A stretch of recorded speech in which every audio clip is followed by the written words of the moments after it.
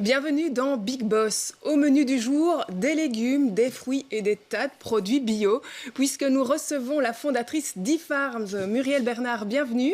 Bonjour. e-Farms, une histoire qui a commencé déjà il y a 8 ans. Oui, en 2013, tout à fait. Ça fait un bail et en même temps, c'était hier. Oui.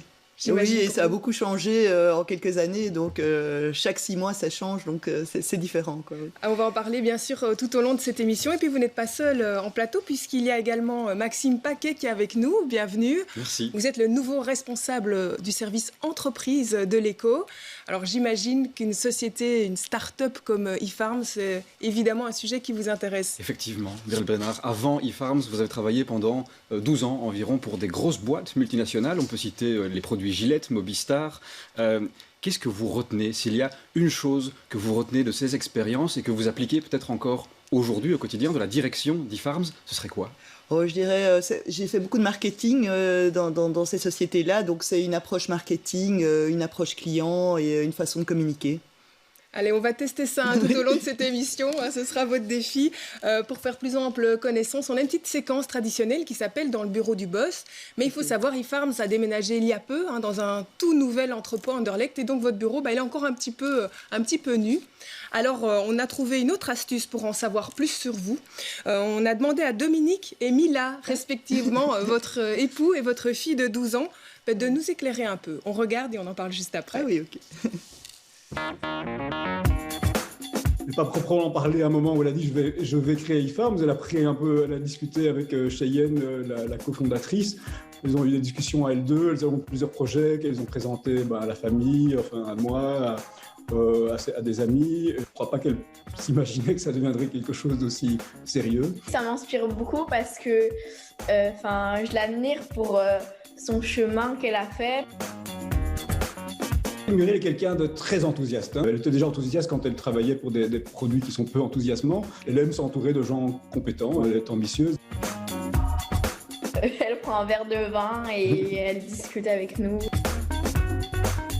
Pour proche de tout ce qui est indépendance de la femme. Dernièrement, elle était quand même fort impressionnée par la trajectoire, je ne sais pas son nom, mais d'une cuisinière d'origine thaïlandaise, sans vraiment de formation, et qui est devenue étoilée guide Michelin. Quand elle perd quelque chose, elle dit toujours qui m'a appris ça, par exemple. Ouais, c'est vrai. Alors c'est jamais elle. C'est pas elle, quoi. Donc c'est des fois de mauvaise foi, entre guillemets. Et elle n'est pas toujours de bonne humeur le matin. À un moment, elle a été ceinture brun, je pense. Ceinture brune, oui. Ouais, ceinture brune de judo. De karaté. De karaté. Et il faut lui demander de faire une prise de karaté, ça ressemble à rien, mais elle est convaincue qu'elle était vraiment très forte, mais probablement qu'elle l'était. Mais si vous lui demandez de le refaire maintenant, ça donne un truc intéressant. Alors, on ne va pas vous demander de faire une prise de karaté.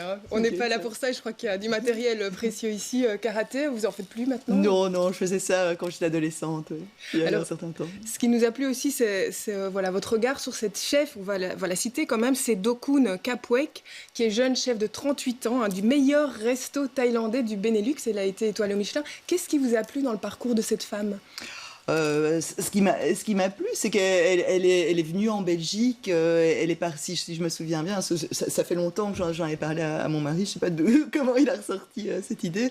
Donc elle est venue de Thaïlande, elle a commencé en tant qu'assistante, femme de ménage quelque part, et puis elle a commencé à cuisiner pour certaines personnes chez qui elle travaillait, je pense, et puis ils se sont dit c'est vachement bon, viens cuisiner avec nous sur des événements, et puis du coup du jour au lendemain, finalement, ils ont fini par ouvrir un restaurant.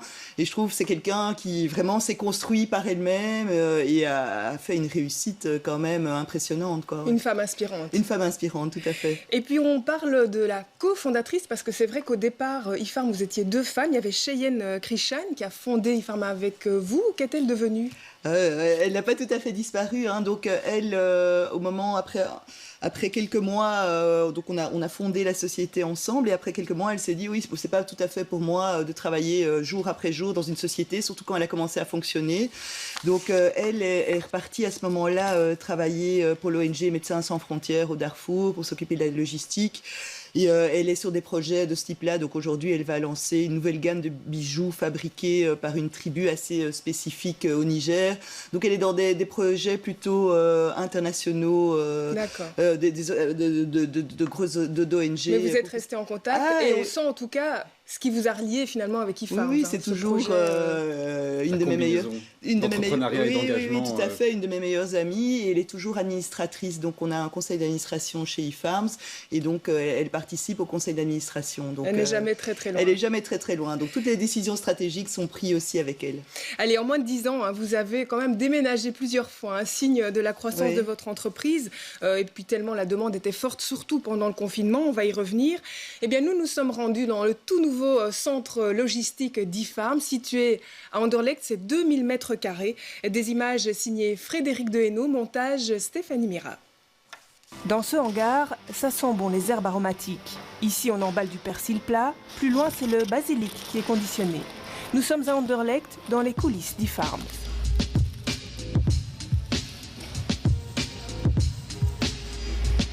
Une dizaine de personnes sont à pied d'œuvre dès 7 h du matin pour trier et séparer les produits fraîchement livrés par les producteurs. 20 tonnes de fruits et légumes bio chaque semaine.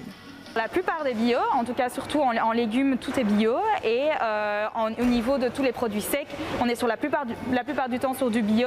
Et alors il y a quelques exceptions comme les épices par exemple qui ne sont pas bio, mais c'est vraiment des toutes petites exceptions. Dans les plats, on est majoritairement bio et dans les légumes et les fruits, on est toujours bio. Ici, on privilégie aussi les circuits courts. Pour l'ultra frais, comme la viande, la volaille ou la crèmerie, 7 fermes sont sollicitées et autant de maraîchers sont partenaires pour fournir le frais. On nous livre vraiment en direct et donc la plupart du temps, c'est vraiment eux qui viennent d'eux-mêmes avec leur camionnette nous livrer directement ici. Ce chou, par exemple, provient du champ de Dan, situé à une vingtaine de kilomètres. Quelques heures plus tôt, c'est en lisière du bois de Halle que nous retrouvons Dan de Smet. Ce laquenois cultive la terre de la ferme familiale depuis 2011. On coupe les pak choi, donc c'est un chou chinois, un chou rapide, et c'est pour IFARMS, parce qu'ils en ont commandé pour mettre dans le panier, et ils vont en faire une recette aussi. Donc du coup, j'en coupe 800 ce week-end, ce qui me permet de finir ma ligne tout de suite. Dès que le chariot il est plein, on les monte dans le frigo chez nous ici, là on les met sur 7 degrés jusqu'au soir, bien frais. Et comme on est à Halle ici, moi vers 5 h, 6 h je pars et en allant chez moi, je dépose tout à Anderlecht dans le frigo. De 30 arts de culture il y a 10 ans, ce maraîcher cultive désormais 1 hectare de légumes de pleine terre bio. Une croissance directement liée à celle d'IFARMS. Oui, c'est mon client principal, oui. Surtout maintenant avec le Covid, parce que l'année passée, ça a explosé, ils ont dû déménager 2 fois.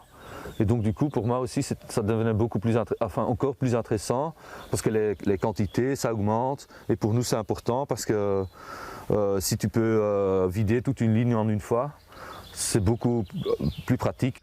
Un potager qui évolue au fil des saisons et des modes aussi. Avec IFARMS, une fois par an, le maraîcher détermine ce qu'il va planter. Les recettes seront ensuite élaborées.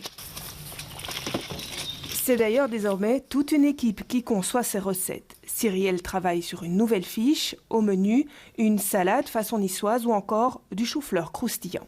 Par mois, pour le moment, on est à une vingtaine de recettes pour essayer de donner toujours de la nouveauté aux clients. C'est super important que ce soit saisonnier. Donc nous, on travaille avec une blogueuse food qui nous aide à réaliser par rapport à nos souhaits les recettes qu'on a envie. Donc on va lui donner la liste des légumes de saison par rapport au mois qu'on veut et un peu justement les saisonnalités aussi des viandes, des fromages, etc. Et c'est avec elle qu'on va créer les recettes et puis nous, on va choisir le menu par la suite pour les clients. Des menus qui se retrouvent dans les fameuses boîtes qui font aujourd'hui le succès de l'entreprise. On vous dit, voilà, pour faire un menu, vous avez, mettons, besoin d'un poireau, de pommes de terre, d'un riz très particulier. Et ça permet que c'est déjà proportionné et vous avez la recette, vous n'avez plus qu'à tout mélanger, enfin préparer.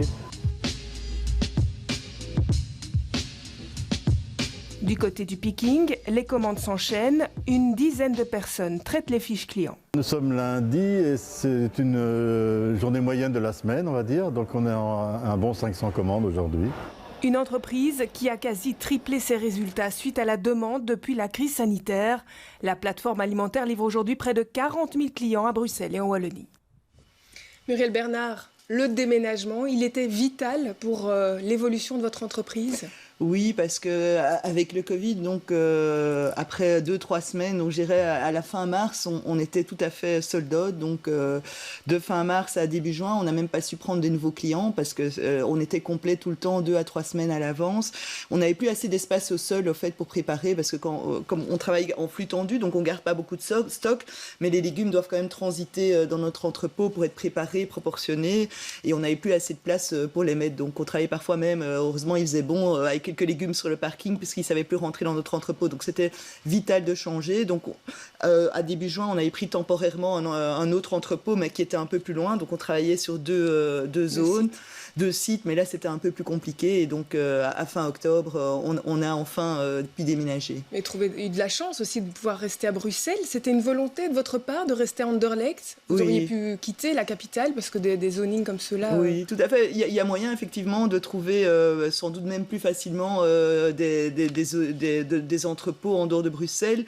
Mais on est une entreprise bruxelloise, donc moi je suis bruxelloise et on a créé aussi tout notre écosystème sur Bruxelles. On est aidé partiellement par des prêts par exemple de la SRIB. Donc on a décidé de rester, pour nous c'était plus simple de rester à Bruxelles et de garder cette identité bruxelloise.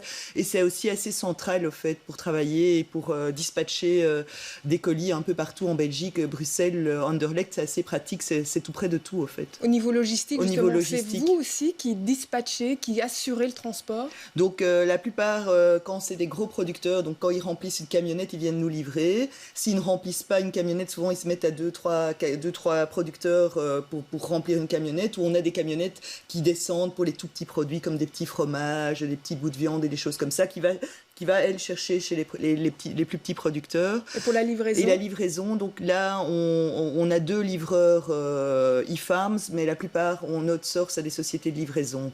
Et donc, quand c'est possible, dans certaines villes, surtout en dehors de Bruxelles, on livre en vélo. Donc, par exemple, à Liège, Namur, Mons et Charleroi, on est sur du vélo.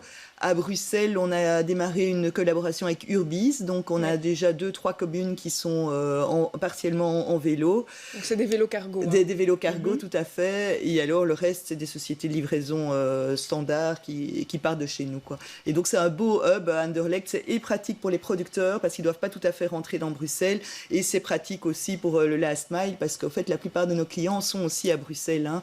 On a une grosse clientèle. C'est la majorité, en fait, finalement. Je dirais pas la majorité. Aujourd'hui, peut-être. Plus de 50% en tout cas des clients sont à Bruxelles. Alors, le but, c'est pas de se limiter au marché bruxellois, c'est de rester à Bruxelles pour pouvoir rayonner dans toute la Belgique. Exactement. Ouais. Donc, on est présent sur toute la Wallonie aujourd'hui. Alors, 40 000 clients, on l'a dit, Bruxelles-Wallonie. Les clients qui sont venus à vous, la plupart, c'est lié à ce premier confinement. Hein, c'est indéniable, c'est là où il y a eu la croissance forte.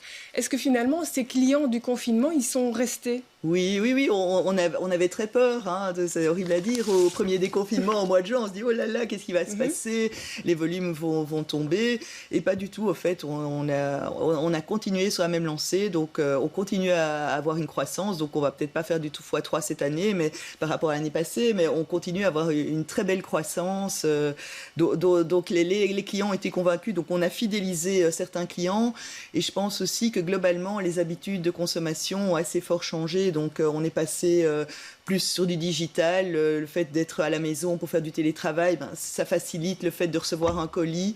Donc je pense qu'il y a plusieurs habitudes qui ont changé. Et aussi, je pense qu'on a pris un peu plus de temps d'être en cuisine, de préparer des produits, de se faire plaisir. Et quand on a pris cette habitude de bien manger, on a envie de la garder. On va vérifier ça avec un chiffre du jour, parce que ça, c'est la transition toute trouvée pour nous. Le chiffre de l'éco, c'est celui-ci. Il va apparaître dans un instant. 111%, Maxime. Eh oui, 111%, c'est la croissance du marché belge des boîtes repas. Donc ça veut dire qu'entre 2019 et 2020, ce marché des box repas, marque de fabrique, on l'a vu à l'image, eh bien ce marché a plus que doublé. On a entendu votre résultat, lui, il a plus que triplé. Ça veut dire que votre croissance est encore plus impressionnante que celle de ce marché-là. Comment est-ce que vous allez faire pour maintenir cette croissance dans un marché de la boîte repas qui est quand même vachement concurrentiel? Il y a des ténors sur ce marché qui sont beaucoup plus gros que vous. Oui, mais je pense qu'à la base, à l'époque où les ténors sont arrivés, comme HelloFresh pour ne pas le citer, c'était vers 2016, je dirais, quelque chose comme ça, en fait, il a ouvert le marché. Donc, il a appris aux consommateurs à acheter de l'alimentation via Internet, ce qui n'existait pas du tout. Donc en fait, il a ouvert un nouveau marché.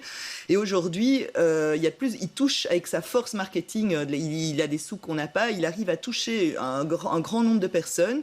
Et je pense qu'après avoir fait l'expérience d'HelloFresh, ils se disent, bon, HelloFresh c'est bien, mais c'est des camionnettes qui viennent de Hollande, avec des produits super industriels, suremballés, qui viennent des quatre coins du monde.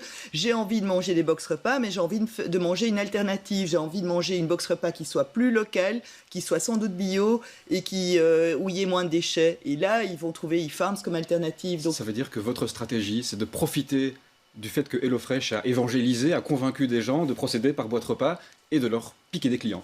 Oui, en soi, on peut dire ça. Donc, j'aime pas piquer des clients aux gens, mais oui, exactement. On est un challenger et une alternative bio et durable d'HelloFresh. Le consommateur belge, il n'est pas vraiment connu pour être friand d'e-commerce alimentaire. Pendant des années, on l'a dit, on l'a répété, l'e-commerce alimentaire, ça ne marche pas, ça ne marchera jamais.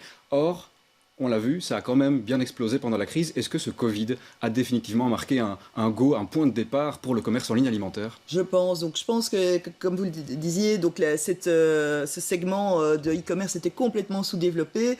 Et moi, ma vision, c'était que ça allait un jour évoluer, mais que ça allait encore prendre 3-4 ans. Et donc là, c'est juste une accélération de quelque chose qui allait se faire. Donc c'est appelé à durer, c'est pas un feu de paille. Donc là, je pense qu'on va continuer à consommer comme ça. On va continuer à aller à l'extérieur, maintenant qu'on peut sortir, aller en terrasse et tout ça, tout le monde n'est pas bloqué derrière son ordinateur, mais pour des choses embêtantes comme faire les courses et devoir penser à qu'est-ce qu'on mange ce soir, on va faire du simple, du efficace, on commande en ligne et on est livré chez soi. Un petit mot sur le chiffre d'affaires. Vous avez terminé l'année 2020 autour des 10 millions d'euros, c'est un chiffre que vous confirmez. Oui, tout à fait, oui. Et puis, quid de 2021, est-ce que la tendance est déjà un peu connue ? Oui, la tendance, je ne vais pas vous donner les chiffres exacts de 2021, mais on fera bien plus que ça, oui, donc on a très bien démarré l'année et on fait des meilleurs chiffres que l'année passée, au fait, en soi. Puisque maintenant, on a gardé les clients et on continue à faire une belle acquisition. Donc, on continue à toucher les clients avec notre offre. On aime bien aussi toucher un petit mot à nos boss de l'actualité. Et il se fait que dans l'actualité, il y a un article de l'Écho qui est sorti cette semaine qui annonce que le gouvernement bruxellois n'irait pas en appel, mais il demande au Parlement de revenir autour du débat du port du voile dans le dossier de la STIB. Je rappelle un petit peu pour le téléspectateur, le 3 mai dernier, la STIB a été condamnée par le tribunal du travail. Le tribunal a jugé que la société de transport en commun bruxelloise avait fait preuve de discrimination à l'égard d'une candidate à l'emploi portant un voile en raison de ses convictions religieuses. Alors, je ne vais pas vous demander de faire de la politique, bien sûr, mais en tant que chef d'entreprise et en tant que bruxelloise, est-ce que cette information vous a interpellé ? Oui, je trouve ça effectivement interpellant.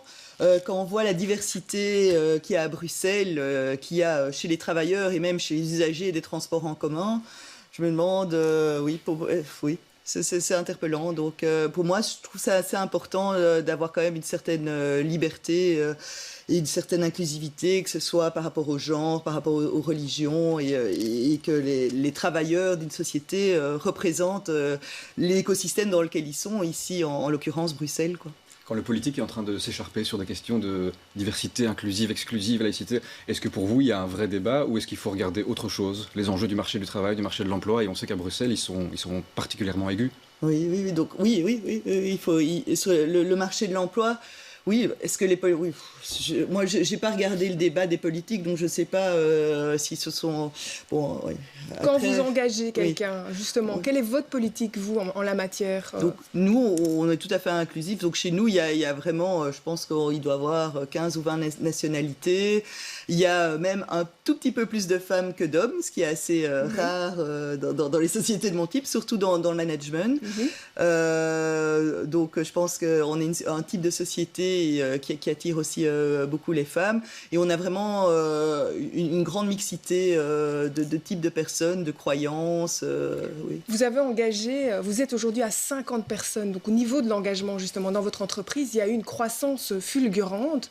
Ça a été facile de trouver en pleine période Covid les bonnes personnes et les profils qualifiés pour votre entreprise ? C'était pas spécialement compliqué parce qu'on était en Covid. Au contraire, justement, il y avait beaucoup de gens sur le marché de l'emploi. Mais ce qui a été compliqué, c'est que j'ai calculé, là, sur les 12 derniers mois, en fait, depuis, on est en juin, depuis juin 2000, l'année passée, 2020, on a engagé 35 nouvelles personnes parce qu'on était peut-être entre 15 et 20, mais il y en a qui sont partis, il y a eu des changements. Donc, engager 35 personnes en 12 mois, 100 personnes, on a personne qui s'occupe des ressources humaines chez nous, par exemple. Donc, on est vraiment une toute petite structure. Donc, c'était quand même difficile et on n'a pas toujours eu fait les bons choix ou on n'a pas toujours eu les bons critères de sélection. Parfois, on a engagé certaines personnes trop vite sans prendre le temps d'aller au fond des choses et donc on a dû se séparer de certaines personnes. On a fait des erreurs de recrutement. Donc, c'était pas difficile de recruter. Je pense qu'on est un secteur quand même on est une entreprise qui a des valeurs et aujourd'hui beaucoup de gens ont envie de travailler pour ce type d'entreprise. C'est quand même avoir un impact positif. On ne travaille pas pour l'industrie du tabac ou des armes. Bon, ça c'est l'autre extrême. Mais ce que je veux dire, c'est on est un type d'entreprise qui attire les gens, qui attire les jeunes. C'est vrai que le profil, on l'a vu sur les images, le profil des personnes qui travaillent chez vous est plutôt jeune. Oui, c'est une entreprise assez jeune, oui, et c'est chouette parce que ça donne un certain dynamisme aussi à ce qui se passe. Mais ça veut dire que malgré cet enthousiasme, cet engagement et ces valeurs, vous dites quand même, il faut faire attention, les erreurs de recrutement, ça peut coûter pas mal d'énergie, de temps et d'argent. Oui, effectivement. Ouais. Donc, en fait, on a voulu sur certains engagements être trop rapide parce à un moment, on était vraiment dans l'équipe qui faisait la coordination, on était 3 ou 4 avec cette entreprise qui avait triplé de taille, c'était plus faisable. Donc on avait vite eu envie d'engager le plus de gens possible pour nous aider et à force de vouloir aller trop vite, on fait des erreurs de recrutement, quoi. Et c'est horrible pour le candidat qu'on a mal engagé et c'est horrible pour nous. Donc je trouve, quand on parle de ressources humaines, essayer de prendre le temps de bien interviewer, de bien former, de voir que la personne rentre bien dans la culture d'entreprise, c'est important. Alors les défis qui vous attendent, ils sont nombreux, hein, on le sait. Une petite remarque, quand on voit votre site web, il est uniquement en français.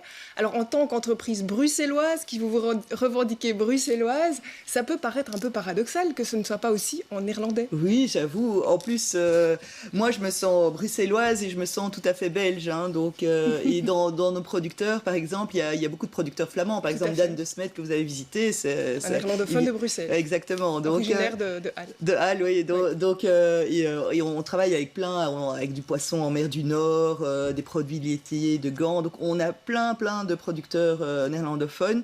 Mais on a essayé il y a quelques années de lancer le marché néerlandophone et en fait on avait du mal à acquérir des nouveaux clients. Quoi qu'on fasse, les clients néerlandophones réagissaient moins bien à notre offre et donc le site était bilingue, le service client était bilingue, mais donc ça nous prenait trop d'énergie de garder le site en néerlandais de la même qualité qu'en français. Déjà même en français, de temps en temps, vous allez trouver des fautes d'orthographe ou des petites erreurs sur le site.